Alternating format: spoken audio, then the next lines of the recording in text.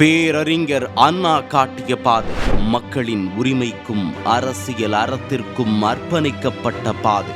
ஆனால் அண்ணாவிற்கு பிறகு அவர் துவங்கிய திமுக அந்த பாதையிலிருந்து விலகிச் சென்றது.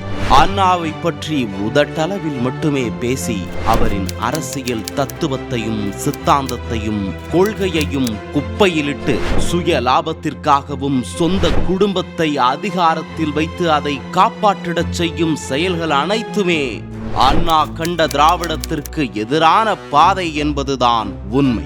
அண்ணா வழி திராவிடம் எனும் லட்சிய பாதையில் நம் மக்களின் மனசாட்சியாக அண்ணாவின் குரலாய் அண்ணா வழி திராவிடம் எனும் இதழ் ஒலிக்கவிருக்கிறது. மாதம் 2 முறை டிஜிட்டல் வடிவில் வெளியாகும் இந்த இதழில் திமுகவால் திட்டமிட்டு மறைக்கப்பட்ட உண்மைகள் வெளிவரும்.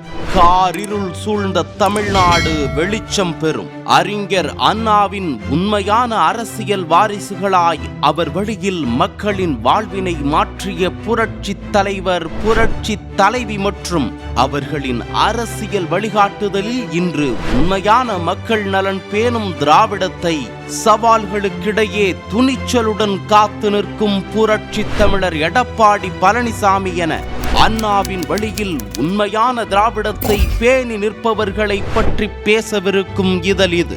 அண்ணா வழி திராவிடம் இது வெறும் பத்திரிகை அல்ல. அறிஞர் அண்ணாவின் திராவிடத்தை உலகிற்கு ஓங்கி உரைக்கும் டிஜிட்டல் புரட்சி. செப்டம்பர் 17 முதல்